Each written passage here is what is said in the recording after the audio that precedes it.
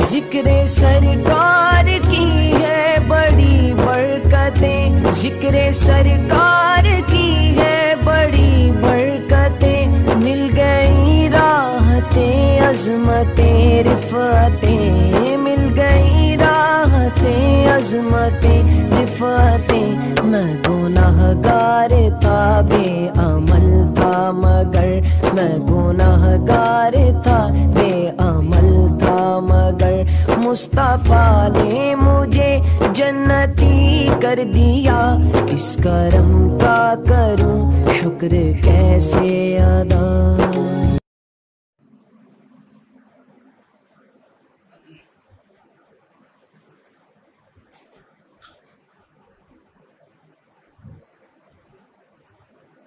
अस्सलामु अलैकुम वरहमतुल्लाहि वबरकातुहू।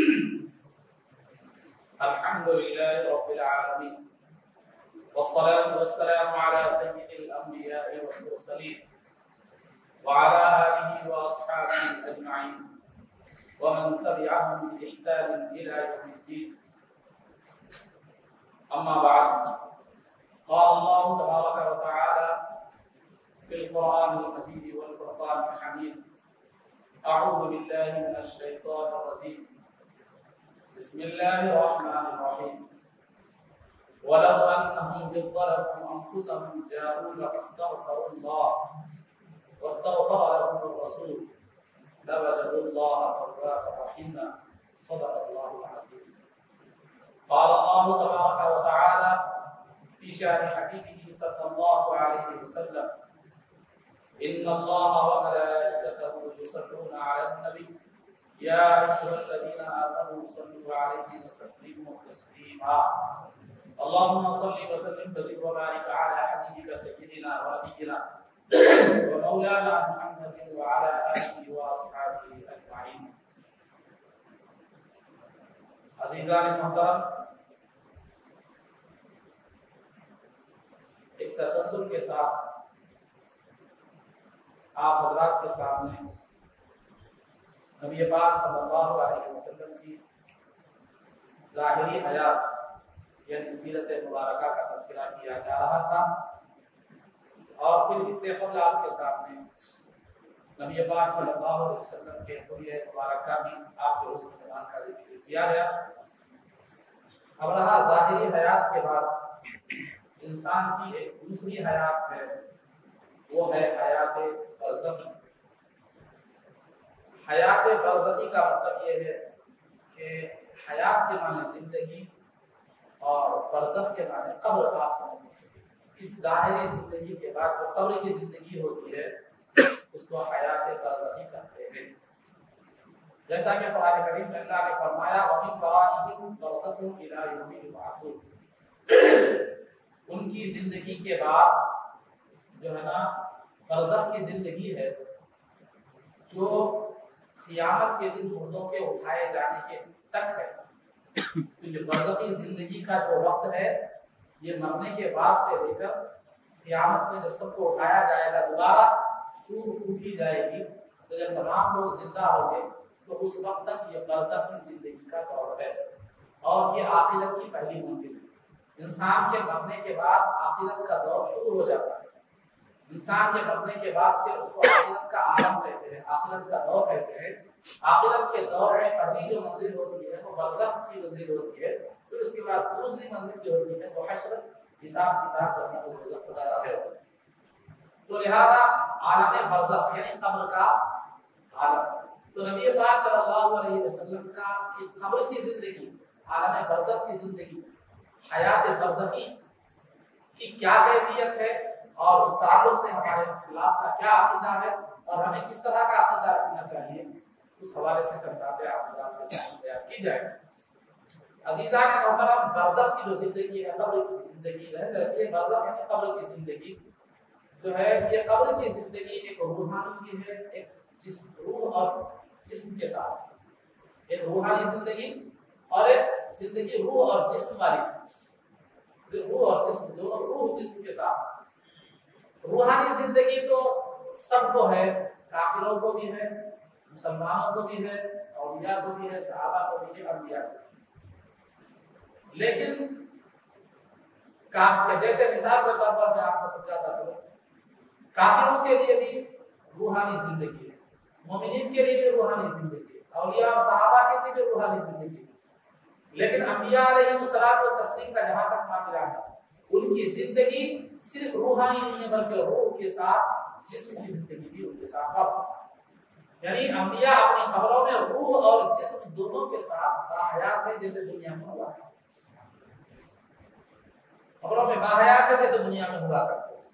आइए मैं थोड़ा पीछे से आपको लाता करो, कुफ्फार की जो जिंदगी है वो रूहानी जिंदगी। जैसे मिसाल के तौर पर जब जंग बदर हुई तो कुफार तकरीबन जंग बदर में 70 काफिर खत्म कर दिए गए। काफिरों की लाशों को बदर के एक गड्ढे में कुएं में डाल दिया गया। उनकी लाशों से खिताब करते हुए, उनकी लाशों की तरफ मुतवज्जे होकर रसूल पाक सल्लल्लाहु अलैहि वसल्लम ने फरमाया, फहल वजदतुम मा वअदा रब्बुकुम हक़्क़ा, क्या तुम्हारे रब ने तुमसे जो आजाद का वादा किया था, क्या तुमने उसको हक पा लिया? तो सहाबा ने अर्ज किया कि या रसूल अल्लाह सल्लल्लाहु अलैहि वसल्लम, वो तो मुर्दे हैं, तो क्या वो सुन सकते हैं? तो सरकार ने फरमाया, वो तुमसे ज्यादा सुन सकते हैं, वो तुमसे ज्यादा सुन सकते हैं। ये बुखारी शरीफ की बात है। तो मालूम ये हुआ, आदमी सुना उसी वक्त जाता है जबकि उसकी रूह जिंदा। वहां तो लाशें, जिस्म तो मुर्दा थे, लेकिन सुनने का जिक्र सरकार ने फरमाया तुमसे ज्यादा सुनते हैं, तो फिर रूह जिंदा है। अगर रूह भी मुर्दा हो तो सुनने का कोई सवाल ही पैदा नहीं।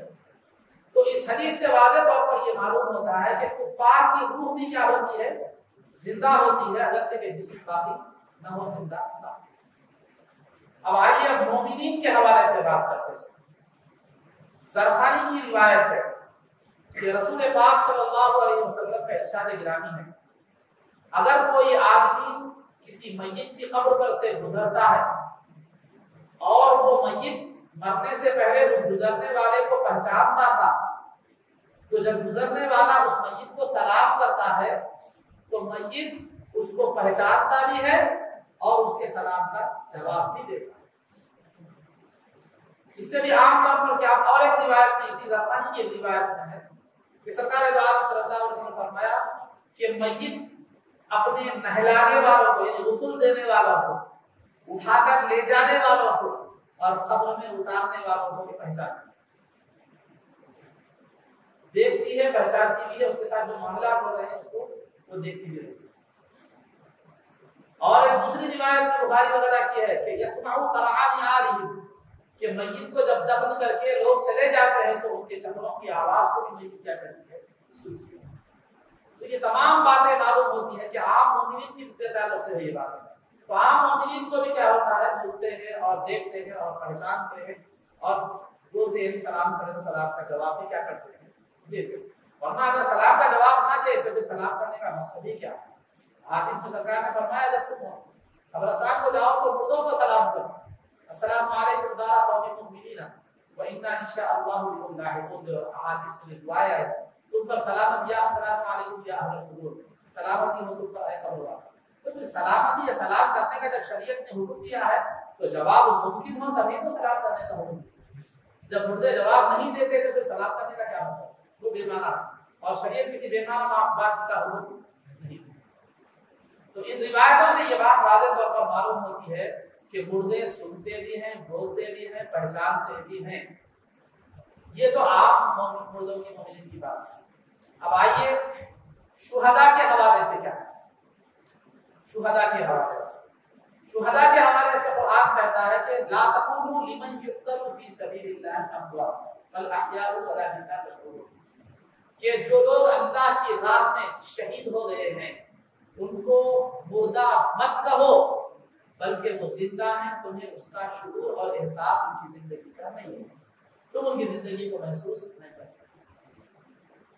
दूसरी आयत में ये बताया गया, वला तहसबन्नल्लज़ीना कुतिलू फी सबीलिल्लाहि अमवाता बल अहयाउन इंदा रब्बिहिम युरज़क़ून, कि जो है कि तुम जो लोग अल्लाह की राह में मुर्दा जो इंतकाल करके शहीद हो गए हैं उनको मुर्दा भी मत कहो, बल्कि वो जिंदा है, अपने रब के पास उन्हें रिज़्क़ मिलता है। तो इन आयतों से ये बात वाज़ेह तौर पर मालूम होती है कि शुहदा रूह और जिस्म दोनों के साथ जिंदा है, क्योंकि रिस्क रूह को नहीं जिस्म को दिया जाता है। वो अपने रब के पास जिंदा है, अपने रब के पास उन्हें रिस्क भी क्या किया जाता है, दिया। तो रिस्क जिस्म को दिया जाता है, तो लिहाजा शुहदा को रिस्क दिया जाना ये इस बात की अलामत है कि शुहदा अपनी रूह और जिस्म के साथ क्या है, जिंदा। वो कौन से शुहदा में सिर्फ सहाबा नहीं है, बल्कि क़यामत तक जो भी इलाए कलिमतुल हक के लिए, इस्लाम की सरबुलंदी के लिए, इस्लाम की हिफाजत के लिए जो जिहाद करता है और शहीद हो जाता है, हर उस शख्स के लिए ये हुक्म है कि वो जिंदा है और उसे रिस्क भी दिया जाता है, यानी वो रूह और जिस्म दोनों के साथ जिंदा है। तो जो शहीद नबी का खादिम है, नबी की शरीयत का खादिम है, नबी के लाए हुए दीन की हिफाजत में उसने जान दी, तो अल्लाह रब्बुल इज्जत उसे जिस्मानी और रूहानी दोनों जिंदगियों से सरफराज फरमाया। तो भी नबी का मामला है, नबी के बारे में शक नहीं जा सकता, नबी के बारे में तो शक की कोई गुंजाइश ही नहीं, क्योंकि जाहिर सी बात है, जो है ना, अदना चीज को जब एक नेमत नसीब हो रही है तो आला चीज को बदलते होला आला को दाखिल होगी। मिसाल के तौर पर मैं आपको समझाता हूं, 10 का अदद ज्यादा है, 5 का अदद ज्यादा, 10 का अदद, 5 में 10 दाखिल है नहीं है, लेकिन 10 में 5 दाखिल है, तो नबी की हयात का मुकाम 10 का है, शहीद की हयात का मुकाम 5 का है।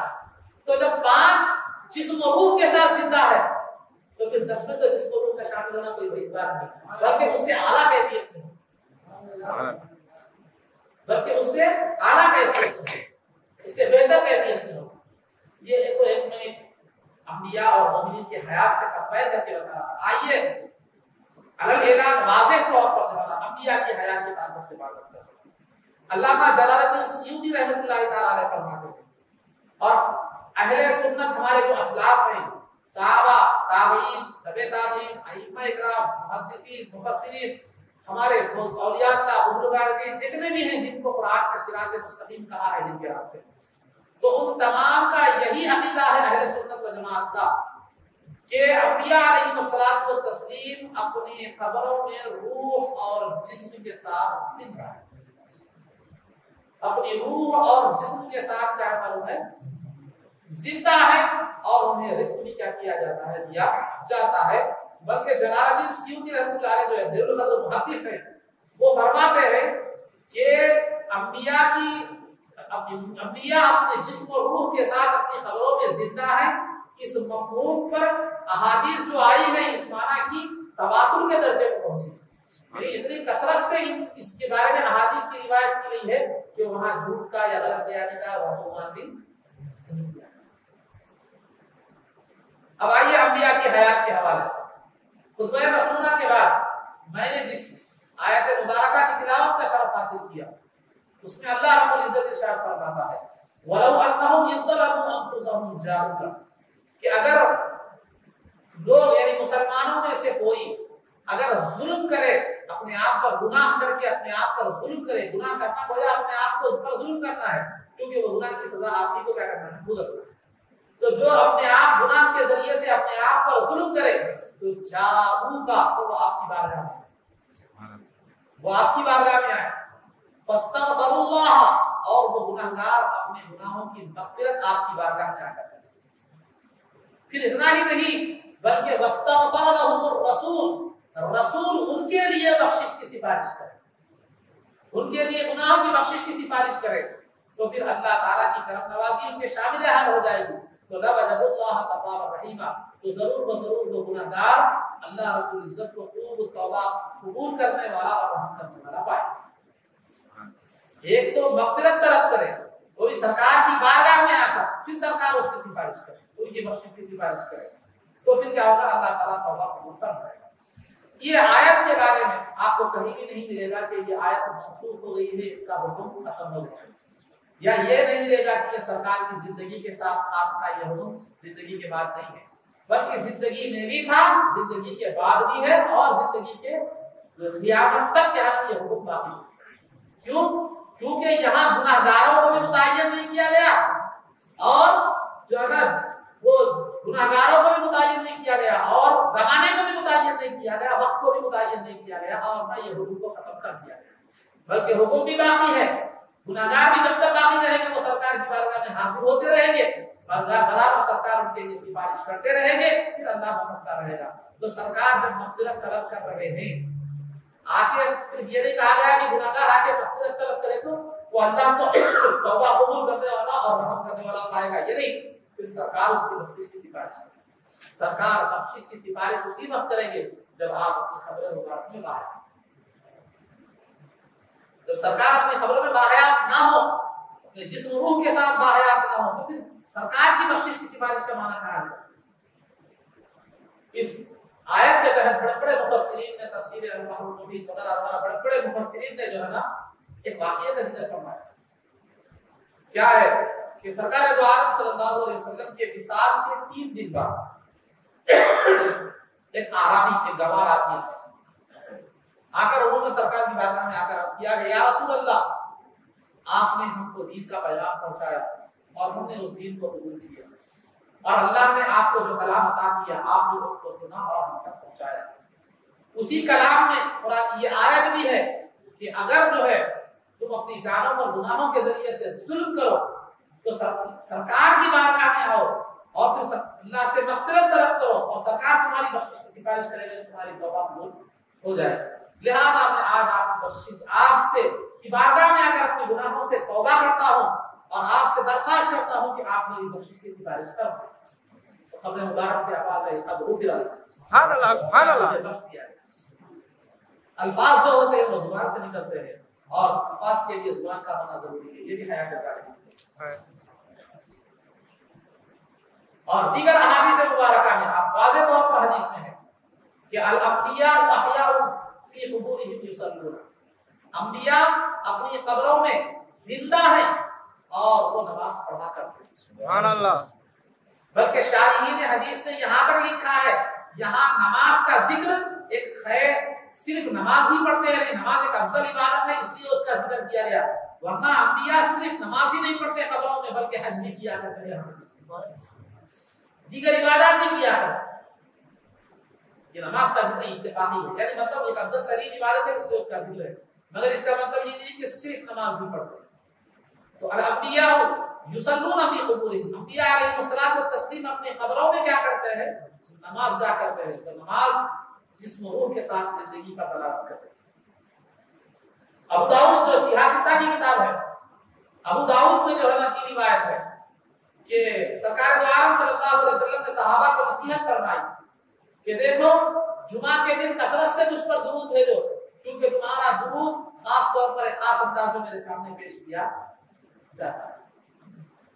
तो सहाबा ने अर्ज किया कि या रसूल अल्लाह सल्लल्लाहु अलैहि वसल्लम कैफा तुअरादु अलैका सलातुना वक़द अरिमता, आप हालात के मुताबिक सहाबा ने सवाल किया कि या रसूल अल्लाह सल्लल्लाहु अलैहि वसल्लम आप हमारा दुरूद आप पर कैसे पेश किया जाएगा जबकि आपका जिस्म मुबारक बाकी नहीं रहेगा। आपका जिस्म मुबारक जब बाकी नहीं रहेगा तो आप इंतहा के बाद आपका जिस्म मुबारक बाकी नहीं रहेगा तो आप पर हमारा दुरूद कैसे पेश किया जाएगा। तो सरकार ने उनके इस ख्याल की तरदीद करते हुए फरमाया इन्नल्लाह हर्रम अलल अर्दि अन तअकुल अजसाद अल अंबिया, कि अल्लाह ने जमीन पर हराम करार दिया है कि वो अंबिया के जिस्म को खाए। सुभान अल्लाह। तो इस हदीस से जहां ये बात वाज़ेह तौर पर मालूम होती है कि अंबिया अलैहिस्सलाम व तस्लीम के जिस्म अपने कबूर में अपने खबर मुबारक में जिंदा महफूज और जगह होते हैं, वहीं इस बात ये इशारा भी इस हदीस में मिलता है कि अंबिया की हयात को आप लोगों की हयात की तरह मत सोचो, जैसा कि सहाबी ने आम लोगों की तरह सोचकर जैसे आम लोगों के जिस्म खत्म हो जाते हैं आपका भी खत्म हो जाएगा जिस्म, ये कहते। तो अंबिया को आप आम लोगों पर क़ियास मत करो, उनकी जिंदगी का मामला अलग है, आम लोगों की जिंदगी का मामला अलग है। यहाँ इस बात का भी इशारा है। ये अबू दाऊद की हदीस में सिर्फ ये बताया गया कि जमीन पर अल्लाह ने हराम करार दिया है कि वो अंबिया के जिस्म को खाए। और इब्ने माजा की रिवायत में यहाँ तक है, इब्ने माजा की रिवायत में कुछ अल्फाज ज्यादा हैं फनबियुल्लाहि हय्युन युरज़क़ु, कि अल्लाह के नबी जिंदा होते हैं, उन्हें रिज़्क़ भी दिया जाता है। अल्लाह के नबी जिंदा होते हैं, उन्हें रिज़्क़ भी दिया जाता है। रिज़्क़ जिस्म को दिया जाता है, रिज़्क़ जिस्म को दिया जाता है। तो लिहाजा ये भी इस बात से वाज़ेह तौर पर है कि अंबिया अपने जिस्म और रूह के साथ क्या होते हैं, जिंदा, अपनी खबरों में क्या होते हैं, जिंदा। और ला यमूतु के अल्फाज भी आए हैं, अल्लाह के नबी जिंदा होते हैं, उन्हें मौत नहीं आती। और सरकार जब मेराज के सफर पर जा रहे थे तो मूसा अलैहिस्सलाम की कब्र पर से गुजर हुआ तो सरकार ने देखा कि मूसा अलैहिस्सलाम नमाज अदा कर रहे हैं। फिर जब सरकार बैतुल मुक़द्दस में पहुंचे तो तमाम अंबिया अलैहिस्सलाम व तस्लीम वहां जिस्म और रूह के साथ हाजिर हुए और सरकार की इख्तितामी नमाज अदा की। ये भी अंबिया के जिस्म और रूह के साथ जिंदा होने की तरीके। अगरचे के बाद उलमा ने जो है ना ये कहा है, क्या कहा है, नहीं, अंबिया रूहों के साथ आए थे, रूह को एक जिस्म के जैसी खास शक्ल दी गई थी, वो शक्ल के साथ हाजिर हुए थे। मगर जाहिर बात यही है कि अंबिया की रूह और जिस्म के साथ क्या है, हाजिर हुए थे। अगर रूह के साथ हाजिर हुए थे, अगर ये माना जाए सरकार तो रूह और जिस्म के साथ इमामत करता रहे, तो रूह और जिस्म के साथ इमाम हो और मुक्तदी क्या हो, रूह हो, अरवाह हो, तो एक जिस्म अरवाह की इमामत करने का कोई सबूत और कोई मिसाल, एक जिस्म अरवाह की इमामत करे, ये कोई सजाना शरीयत में इसकी तो कोई ऐसी मिसाल नहीं। तो लिहाजा जाहिर तरीन बात यही है कि जो अंबिया सरकार के लिए आए थे वो जिस्म और रूह के साथ थे। फिर बाद अंबिया को अल्लाह ने सरकार से आसमानों पर भी मुलाकात कराई, वो भी जिस्म और रूह के साथ। तो अजीज आमिन होता, इन तमाम वाक़ियात से ये बात वाज़ेह तौर पर निकल कर आती है। फिर और दूसरी बात ये है कि रसूल पाक सल्लल्लाहु अलैहि वसल्लम की एक हदीस ये भी है कि मेरी जिंदगी भी तुम्हारे लिए बेहतर है और मेरी वफात भी तुम्हारे लिए बेहतर है। मेरी जिंदगी तुम्हारे लिए इस तरह बेहतर है कि तुम मुझसे शरीयत इल्म दीन हासिल करते हो, मुझसे फैज़ हासिल करते हो और मुझको देखकर मकाम सहाबियत हासिल करते हो। मेरी वफात तुम्हारे लिए इस तरह बेहतर है कि तुम्हारे अमाल मेरे पास मेरी बारगाह में पेश किए जाते हैं। अगर उसमें नेकी और भलाई को देखता हूं तो अल्लाह का शुक्र अदा करता हूं कि उसने तुम्हें नेकी की तौफीक दी, और अगर तुम गुनाह देखता हूं तो फिर मैं अल्लाह से मग़फ़िरत तलब करता हूं तुम्हारे गुनाह। तो ये भी हयात जिस्मानी की दलील। अमाल जो पेश किए जाते हैं वो सरकार जिस्म रूह के साथ जिंदा कहां पेश किए जाते हैं, आपकी खबर मुबारक के पास पेश किए जाते हैं, क्योंकि आप अपनी रूह और जिस्म के साथ अपने मज़ाहिर मुक़द्दस में आए, तो वहां उम्मत के अमाल पेश किए जाते हैं और सरकार बेहतरी को देखकर अल्लाह का शुक्र अदा करते हैं, और जो है ना उसमें कोई बुराई हो तो हमारे लिए मग़फ़िरत करते हैं। और दूसरी हदीस ये भी है कि मन सल्ला अलैया इंदा कब्री फसमिअतहु व मन सल्ला नाइयन उल्लिक़तहु, और कमा क़ाल अलैहि सल्लल्लाहु अलैहि वसल्लम, रसूल पाक सल्लल्लाहु अलैहि वसल्लम ने फरमाया कि जो मुझ पर मेरी कब्र के पास आकर दुरूद भेजता है तो मैं खुद उसको सुनता हूं, और जो दूर से दुरूद भेजता है वो मुझ तक पहुंचा दिया जाता है। वो पहुंचा दिए जाने की कैफियत क्या है कि अल्लाह ने एक फरिश्ते को मुकर्रर कर दिया है कि दुनिया में जो भी आदमी दुरूद सरकार पर भेजता है वो फरिश्ता उन तमाम के दुरूद को एक वक्त सुनकर उनके नामों और उनके वालिदैन के नामों के साथ सरकार की बारगाह पेश करता है। सुभान अल्लाह, सुभान अल्लाह। तो दूर हो तो बजरिए फरिश्ता पहुंचाया जाता है, करीब हो तो मैं खुद सुनता हूं। लेकिन यहाँ बात लोगों को गलतफहमी और हो गई, वो ये कि सरकार दूर से नहीं सुन सकते, करीब हो तो सुन सकते हैं, दूर से हो तो नहीं सुन सकते, ये गलतफहमी है। अब आप बोलेंगे क्यों? देखिए, जो फरिश्ता दुरूद पहुंचाने के लिए मुकर्रर किया गया है वो फरिश्ता जो है उसका मकाम ज्यादा है, सरकार का मकाम ज्यादा है, सरकार का मकाम। तो वो सरकार के दुरूद की खिदमत में जो फरिश्ता है, दुरूद पहुंचाने की खिदमत पर जो मामूर है, जो सरकार का खादिम है, उसकी सलाहियत ये है कि बैक वक्त तमाम दुनिया के दुरूदों को सुनता है, उसका दुरूद पढ़ने वाले का नाम उसके वालिद के नाम के साथ सरकार की बारगाह में पहुंचाता है, तो जब खादिम में ये सलाहियत है तो फिर सरकार की दूर से सुनने की सुभान अल्लाह, सुभान अल्लाह। ठीक है, फिर भी एक इश्काल बाकी रहता है, जब सरकार खुद सुनते हैं, सरकार खुद सुनते हैं, तो फरिश्ते को मुकर्रर करने की वजह क्या है? फरिश्ते को मुकर्रर करने की वजह क्या है?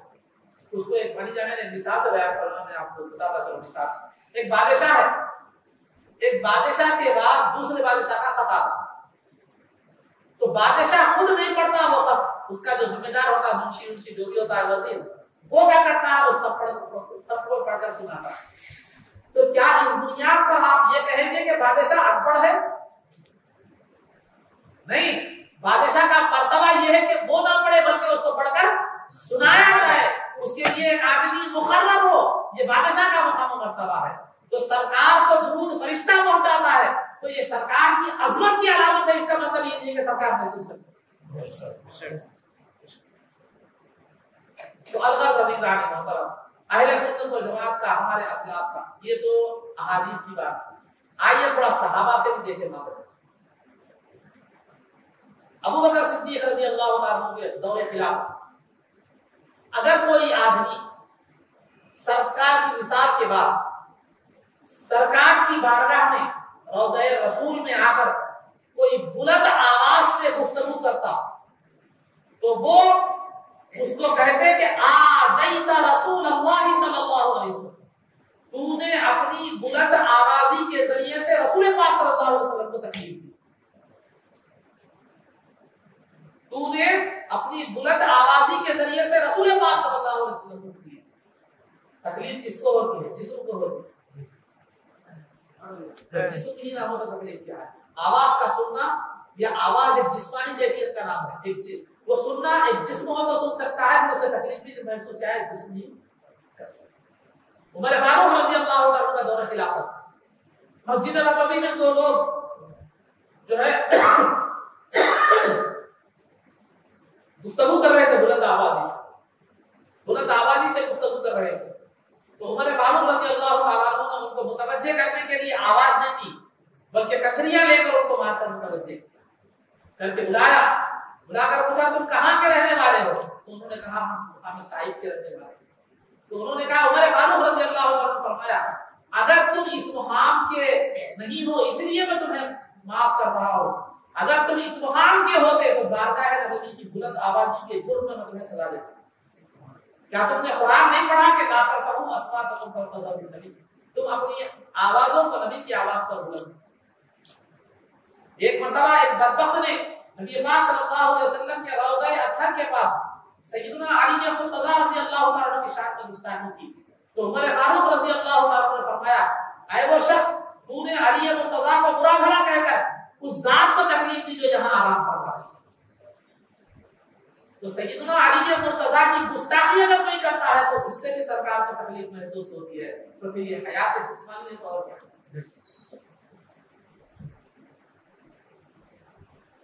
तो ये सहाबा का थी। और आपको मालूम है कि मस्जिद नबवी से मुत्तसिल मिले हुए कई दूसरे अज़वाज मुतहरात वगैरह के मकानात भी थे। बीबी आयशा सिद्दीक़ा रज़ी अल्लाह सरकार के विसाल के बाद मस्जिद नबवी से मुत्तसिल मिले हुए जो मकानात थे, अगर उनमें उन मकानात में दीवार में अगर कोई कीला जोर से मारता, उस कीले की आवाज सरकार के रोजे तक पहुंचती, तो बीबी आयशा ये कहला भेजती कि ला तुज़ू रसूल अल्लाह, कि ऐ लोगों, कीले की आवाज से रसूल पाक सल्लल्लाहु अलैहि वसल्लम को तकलीफ मत दो। बीबी आयशा। और आइए वो तो बात का और आगे चलते चले।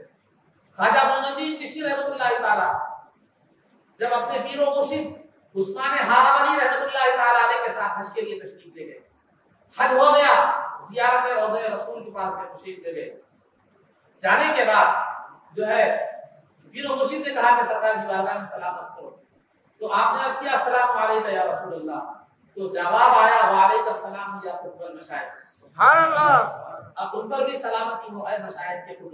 ऐसे कई बुजुर्गान दीन के वाक़ियात आपको मिलेंगे जिसमें सरकार की बारगाह से आवाज सलाम तो सरकार हर एक का जवाब देते हैं, लेकिन आवाज दूसरों तक सुनाई नहीं,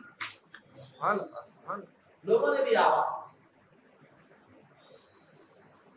तो अज़ीज़ान मोहतरम, खुलासे गुफ्तगू ये है कि सरकार दो आलम सल्लल्लाहु अलैहि वसल्लम अपनी रूह और जिस्म मुबारक के साथ जो है ना अपने कब्र अंदर में का है जिंदा और बाहयात है, और यही उलमाए अहले सुन्नत का मुत्तफ़क़ अक़ीदा है।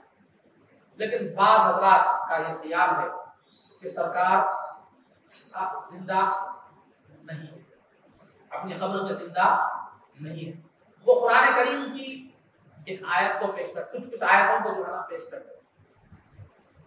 उन आयतों का तर्जमा मैं अपने मिजाज और अपने ज़ौक़ के खिलाफ कर रहा हूँ, अगरचे कि वो तर्जमे की जुर्अत मैं नहीं कर सकता, लेकिन आपको समझाने के लिए और जो हयात नबी का इनकार करने वाला है उसका मकसद क्या है वो समझाने के लिए मुझे मजबूरन उन आयतों का तर्जमा एक नामुनासिब अल्फाज से करना पड़ता है। इसलिए मैं समझाने के लिए बात कर रहा हूँ, मेरा वो तर्जमा नहीं। कुरान करीम की एक आयत है, इन्नका मय्यितुन व इन्नहुम मय्यितून, यकीनन आप भी मरने वाले हैं, वो भी, दूसरे लोग भी मरने वाले हैं। देखो कुरान कहता है कि आप भी मरने वाले हैं, मुर्दा मरने वाले हैं, दूसरे लोग भी मरने वाले हैं। जब कुरान सरकार को मरने वाले और मुर्दा कह रहा है, तुम हयात नबी कैसे कह रहे हो? तुम सरकार को जिंदा कैसे कह रहे हो? तो तुम्हारे कुरान की आयत के खिलाफ। कुरान भी गलत नहीं है, अहादीस भी गलत नहीं। क्या ये बात को सहाबा नहीं समझे? अबू बकर नहीं समझे, उमर रज़ियल्लाहु अन्हु, अबू बकर सिद्दीक़ रज़ियल्लाहु अन्हु नहीं समझे, बीबी आयशा सिद्दीक़ा रज़ियल्लाहु अन्हा को नहीं मालूम था। फिर कीला मारने से जब मालूम था इन लोगों को, अगर इन लोगों को मालूम होता कि सरकार बाहयात नहीं है तो फिर तकलीफ का तसव्वुर ही नहीं होता। ना अबू बकर किसी को मना करते बुलंद आवाज़ी से, उमर रज़ियल्लाहु अन्हु मना करते, ना बीबी आयशा कीला ढोलने से मना। तो इनका ये फरमाना इस बात की दलील है कि उनके वो हमसे ज्यादा इस आयत को पढ़े हुए और देखे हुए, सरकार से सुने हुए थे, सरकार से समझे हुए, हम तो बाद में समझे बात की बात। तो फिर उन लोगों ने खुद उसके माना ऐसे नहीं समझे जो ये लोग समझ रहे हैं। तो इन्नका मय्यितुन व इन्नहुम मय्यितून, यकीनन आप भी मरने वाले हैं, वो लोग भी, दीगर लोग भी मरने वाले हैं। यकीनन कुरान की आयत गलत नहीं है। कुल्लु नफ्सिन ज़ाइक़तुल मौत, देखो हर आदमी को मौत का मजा चखना है, लिहाजा सरकार की एक जात है, उनको भी मौत का मजा चखना है, वो भी मुर्दा है। ये आयतें पेश करके कहा जाता है कि सरकार जिंदा नहीं बल्कि मुर्दा। मगर आप थोड़ा सा गौर करें तो जवाब मिलेगा कि इन आयतों में सरकार के मरने का जिक्र है, लेकिन मरने के बाद भी मुर्दा रहने का जिक्र नहीं। सुभान अल्लाह, सुभान अल्लाह, सुभान अल्लाह। सरकार पर भी मौत आएगी, तो मौत और मरने के अल्फाज पहले ही बता दिया हूं कि ये मेरे मिजाज के खिलाफ अल्फाज हैं, लेकिन सामने वाले का मकसद उसका अकीदा समझाने और आपके ज़हन में बात दिखाने के लिए मैं ये अल्फाज इस्तेमाल कर रहा हूं। वरना हमारे लिए तो हम तो जितना अदब हो सके वो अल्फाज इस्तेमाल करते हैं। सरकार इस दुनिया से पर्दा फरमा, सरकार खफसे उसूली से तो जो है ना आखिरी मुबारक करवा, जहां तक हो सके हम अदब के अल्फाज इस्तेमाल करते हैं, लेकिन नफ्से मसले को समझाने के लिए, सामने वाले के अकीदे को जाहिर करने के लिए मैं ये अल्फाज इस्तेमाल कर रहा हूं। तो यकीनन देखो ये दो आयतें हैं कि एक में तो कहा जा रहा है कि यकीनन आप भी मरने वाले हैं, वो भी मरने वाले हैं, और कुल्लु नफ्सिन ज़ाइक़तुल मौत, हर नफ्स को मौत का मजा चखना है। और सरकार के विसाल के बाद जब अबू बकर सिद्दीक़ रज़ियल्लाहु ताला अन्हु ने कहा, खुतबा किया, तो उसमें अबू बकर सिद्दीक़ रज़ियल्लाहु अन्हु ने फरमाया कि फइन्ना मुहम्मदन क़द माता, यकीनन मोहम्मद सल्लल्लाहु अलैहि वसल्लम मर चुके। तो ये सब चीजों से ये साफ जाहिर हो रहा है कि सरकार का है मुर्दा है, और तुम कह रहे हो कि जिंदा है। यकीनन मुर्दा होना अलग है, इससे मुर्दा होना तो साबित हो रहा है, मरना तो साबित हो रहा है, लेकिन मरकर मुर्दा रहना वो कहां साबित है? मरकर मुर्दा रहना ये कहां साबित है? क्योंकि अल्लाह ताला का एक कानून है, इस दुनिया से उस दुनिया में मुंतकिल होने के लिए मौत जरूरी है। तो लिहाजा जिस तरह कानून कुदरत है, कानून कुदरत के मुताबिक सरकार पर भी मौत का आलम तारी हुआ था, लेकिन फिर उसके बाद हमेशा की जिंदगी सरकार को दी। उसके बाद हमेशा की जिंदगी जो है ना सरकार को दी गई। किसी शायर ने क्या ही बेहतरीन बात कही कि एक लम्हे के लिए आई थी उन्हें भी मौत, फिर हमेशा के लिए उनकी मौत मर गई। सुभान अल्लाह, सुभान अल्लाह। हमेशा के लिए उनकी मौत मर गई। अरे कुफ्फार सुन रहे हैं, मोमिनीन सुन रहे हैं, शुहदा अपने रूह और जिस्म के साथ बाकी हैं, तो फिर नबी के मामले में ये शक क्यों? यहाँ हर चीज में इख्तिलाफ क्यों आ जाता है? यहाँ हर चीज में नई नई बातें क्यों आ जाती? तो बताया ये गया कि कुरान भी है, अहादीस भी है। क्योंकि कुरान कहता है कि सरकार पर बहुत तारी हुई थी, लेकिन एक लम्हे के लिए तारी हुई थी, तो उसके बाद आप हमेशा के लिए जिंदगी आपको दी गई। कुरान के खिलाफ भी नहीं है, हदीस भी गलत नहीं है, तो भी अपनी जगह सही। कुरान से सिर्फ मरना साबित है, लेकिन मरकर मुर्दे की हालत में रहना यह कहीं कुरान साबित। और दूसरी जो आयतें बताई जाती हैं उनमें से और एक आयत ये है, इन्नका ला तुस्मिउल मौता वला तुस्मिउस सुम्मा दुआ इदा वल्लौ मुदबिरीन। यकीनन आप ला तुस्मिउल मौता, मुर्दों को नहीं सुना सकते। और सुनिए, इन्नका ला तुस्मिउल मौता, यकीनन आप मुर्दों को सुना नहीं सकते। ला तुस्मिउल मौता वला तुस्मिउस सुम्मा दुआ, और ना बहरों को अपनी आवाज, अपनी पुकार सुना सकते। इदा वल्लौ मुदबिरीन, जब वो पीठ फेर कर जा रहे हों, और जब वो पीठ फेर कर जा रहे। देखो कुरान में खुद अल्लाह ताला फरमा रहा है कि आप मुर्दों को नहीं सुना सकते, आप मुर्दों को नहीं सुना सकते। देखो मुर्दे कहाँ सुनते हैं? तो पहली तो बात यह है कि कुरान में मुर्दे नहीं सुनते बल्कि नहीं है, बल्कि नहीं सुना सकते। आप मुर्दों को नहीं सुना सकते बोल रहे, मुर्दे नहीं सुनते बल्कि कब बोल रहे। और दूसरा, यहाँ मुर्दे मुराद नहीं है, बल्कि कुफ्फार को मुर्दों से ताबीर किया जाए। इस आयत में कुफ्फार को मुर्दों से, जिंदा जो काफिर हैं उनको मुर्दों से ताबीर किया जा रहा है, क्योंकि कुरान का आखिरी लफ्ज है इदा वल्लौ मुदबिरीन। जब वो पीठ फेर कर जा रहे हैं तो आप अपनी बात उनको नहीं सुना सकते। मुर्दे जाते पीठ फेर के, जिंदे जाते। तो यहाँ मुर्दे जो कहा जा रहा है, कब्र में दफन मुर्दों को नहीं कहा जा रहा, बल्कि कुफ्फार को मुर्दों से ताबीर किया जा रहा है।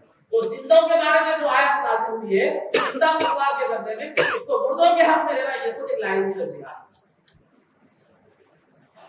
ये तो आयत जिंदा कुफ्फार के बारे में, उसको मुर्दों से ताबीर किया जा रहा है। क्यों? क्योंकि जो ईमान जो ना लाए तो वो जिंदा रहकर भी मुर्दा है।